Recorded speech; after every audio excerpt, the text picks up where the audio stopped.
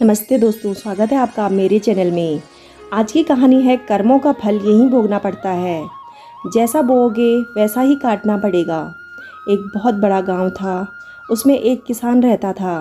उसके परिवार में उसकी पत्नी और एक लड़का रहता था। कुछ सालों के बाद पत्नी की मृत्यु हो गई। उस समय लड़के की उम्र 9 साल की थी। किसान ने फिर दूसरी शादी कर ली। उस दूसरी पत्नी से भी किसान को एक पुत्र था। किसान की दूसरी पत्नी की भी कुछ समय बाद मृत्यु हो गई थी। किसान का बड़ा बेटा जो पहली पत्नी का था, जब शादी के योग्य हुआ तब किसान ने बड़े बेटे की शादी कर दी। फिर किसान की भी कुछ समय बाद मृत्यु हो गई थी। किसान का छोटा बेटा जो दूसरी पत्नी का था और पहली पत्नी से बड़ा बेटा था, दोनों साथ साथ रहते थे।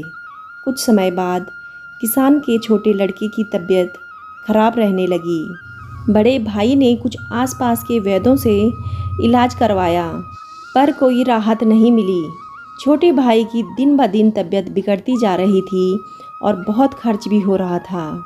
एक दिन बड़े भाई ने अपनी पत्नी से सलाह की कि यदि ये छोटा भाई मर जाए तो हमें इसके इलाज के लिए पैसा खर्च नहीं करना पड़ेगा और जायदाद में आधा हिस्सा भी नहीं देना पड़ेगा। तब उसकी पत्नी ने कहा कि क्यों न किसी वैद्य से बात करके इसे जहर दे दिया जाए। किसी को पता भी नहीं चलेगा और किसी रिश्तेदार को भी शक नहीं होगा। कहेंगे कि बीमार था, बीमार से मृत्यु हो गई। बड़े भाई ने ऐसे ही किया। एक वैद्य से बात की कि आप अपनी फीस बताओ। ऐसा करना, मेरा छोटा भाई बीमार है, उसको दवा के बहाने से जहर देना है। वैद्य ने बात मान ली और लड़के को जहर दे दिया और लड़के की मृत्यु हो गई थी। उसके भाई भाभी ने खुशी मनाई कि रास्ते का कांटा निकल गया। अब सारी संपत्ति अपनी हो गई। उसका अंतिम संस्कार कर दिया गया। कुछ महीनों पश्चात उस किसान के बड़े लड़के की पत्नी को लड़का हुआ। उन पति पत्नी ने खूब खुशी मनाई। बड़े ही लाड प्यार से लड़के की परवरिश की थी। कुछ ही गिने वर्षों में लड़का जवान हो गया था। उन्होंने अपने लड़के की भी शादी कर दी थी। शादी के कुछ समय बाद अचानक लड़का बीमार रहने लगा था। माँ बाप ने उसके इलाज के लिए बहुत वैद्यों से इलाज करवाया। जिसने जितना पैसा मांगा दिया, सब कुछ दिया ताकि लड़का ठीक हो जाए। अपने लड़के के इलाज में अपनी आधी संपत्ति तक बेच दी, पर लड़का बीमार के कारण मरने की कगार पर आ गया था। शरीर इतना ज़्यादा कमज़ोर हो गया कि अस्थि पिंजर शेष रह गए थे। एक दिन लड़के को चारपाई पर लेटा रखा था और उसका पिता साथ में बैठा। अपने पुत्र की ये दयनीय हालत देखकर दुखी होकर उसकी ओर देख रहा था। तभी लड़का अपने पिता से बोला कि भाई, अपना सब हिसाब हो गया, बस अब कफन और लकड़ी का हिसाब बाकी है, उसकी तैयारी कर लो।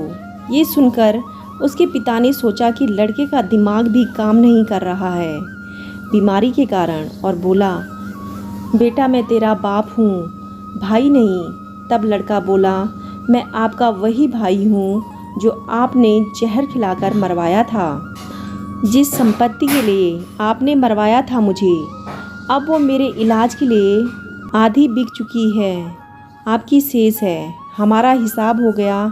तब उसका पिता फूट फूट कर रोते हुए बोला कि मेरा तो कुल का नाश हो गया, जो किया मेरे आगे आ गया, पर तेरी पत्नी का क्या दोष है जो इस बेचारी को जिंदा जलाया जाएगा। उस समय सती प्रथा थी, जिसमें पति के मरने के बाद पत्नी को भी पति की चिता के साथ जला दिया जाता था। तब वो लड़का बोला कि वो वैद्य कहाँ है जिसने मुझे जहर खिलाया था। तब उसके पिता ने कहा कि आपकी मृत्यु के 3 साल बाद वो मर गया था। तब लड़की ने कहा कि ये वही दुष्ट वैद्य है, आज मेरी पत्नी रूप में है, मेरे मरने पर इसे जिंदा जला दिया जाएगा। हमारा जीवन जो उतार चढ़ाव से भरा है, इसके पीछे हमारे अपने ही कर्म होते हैं। हम जैसा बोएंगे वैसा ही काटना पड़ेगा। कर्म करो तो फल मिलता है, आज नहीं तो कल मिलता है।